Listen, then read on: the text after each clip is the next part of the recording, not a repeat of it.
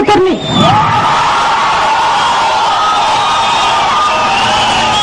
నేను మీ జగనన్న చెల్లెల్ని.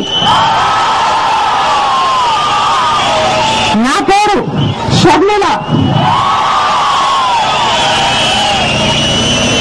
నా గురించి చెప్పే అవసరం ఉందేమో కానీ రాజన్న గురించి కానీ జగనన్న గురించి కానీ మీకు నేను చెప్పాల్సిన అవసరం లేదు.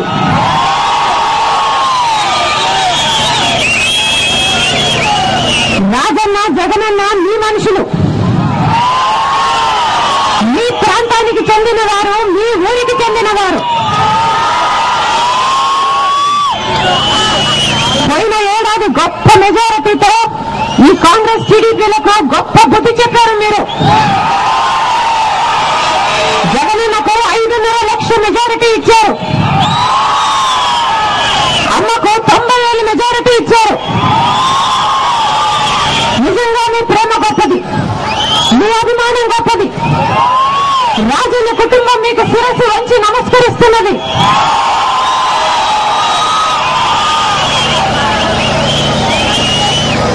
రాజశేఖర్ రెడ్డి గారు జీవించున్నప్పుడు కాంగ్రెస్ పార్టీలో 30 సంవత్సరాలు సేవ చేశారు. ఆ పార్టీకి విశ్వాసంగా 1, 2, 5, 10 కాదండి, 30 సంవత్సరాలు దానికి సేవ చేశారు.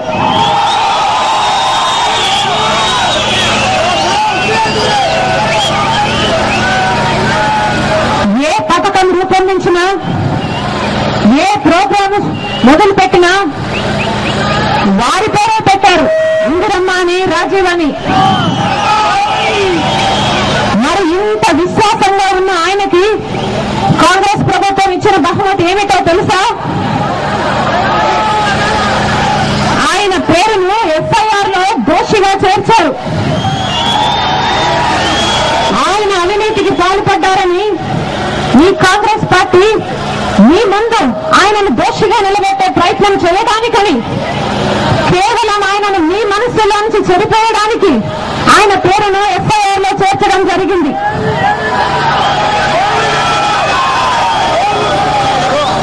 అంతతో ఆగలేదు. సిబిఐని వాడుకొని ఈ కాంగ్రెస్ టీడీపీలు కలిసి జగనన్నను జైలు పాలు చేశాయి.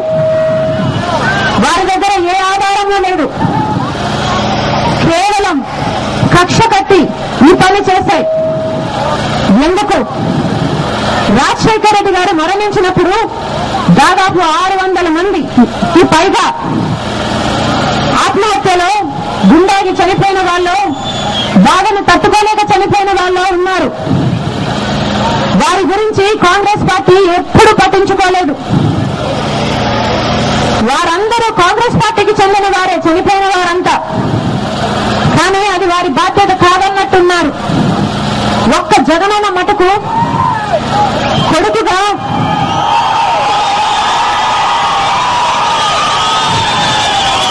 వారి కుటుంబాల దగ్గరికి వెళ్లి వారిని ఓదార్చి తనకు చేతనైన సహాయం చేయాలనుకున్నారు. అది భరించలేకపోయింది ఈ కాంగ్రెస్ పార్టీ. కక్ష కట్టి వీల్లేదంటూ ఎన్నో విధాలుగా హింసించారు. ఆఖరికి వెలివేసినంత పని చేశారు కాంగ్రెస్ పార్టీలో నుంచి. అంతతో ఆగలేదు.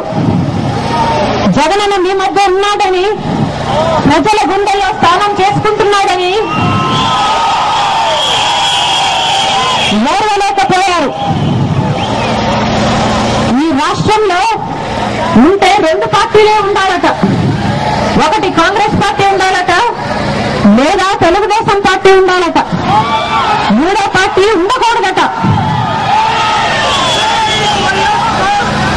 జగనన్న బయట ఉంటే, జగనన్న మీ మధ్య తిరిగితే కాంగ్రెస్ పార్టీకి, తెలుగుదేశం పార్టీకి మనుగడ ఉండదని కక్ష కట్టి, కుట్రలు పన్ని, కేసులు పెట్టి, సిబిఐని వాడుకొని చేతిలో చేసి కలిసి కేసులు పెట్టి ఆయనను ఈరోజు విచారణ అనే పేరుతో తీసుకువెళ్లి బెయిల్ కూడా రాకుండా ఇరికించే ప్రయత్నం చేస్తున్నారు. ఈ అన్యాయాన్ని మీరు సహించరని, సమయం వచ్చినప్పుడు మీరు బుద్ధి చెప్తారని మా నమ్మకం.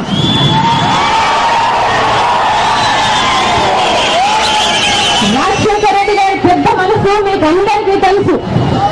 తన ప్రజల్ని ఎంతగా ప్రేమించాడో, రైతన్ననైతేనేమి, చదువుకునే బిడ్డలనైతేనేమి, ఆడవాళ్ళనైతేనేమి, పేదవాళ్ళనైతేనేమి, అన్ని వర్గాలకి, పార్టీలకు అతీతంగా, కులాలకు అతీతంగా ప్రతి మేలు వాళ్ళకి జరగాలని కోరుకున్నాడు. కానీ ఇప్పుడున్న ప్రభుత్వం ఏం చేస్తుంది? ఆయన పనితీరును చూసి మీరు ఆశీర్వదిస్తే అధికారంలోకి వచ్చింది ఈ కాంగ్రెస్ పార్టీ. కానీ ఆయన పోయాక ఏదో ఇది వారే సంపాదించినట్టు కాంగ్రెస్ పార్టీ వారు విరవేగుతున్నారు. రైతులను పూర్తిగా నిర్లక్ష్యం చేశారు.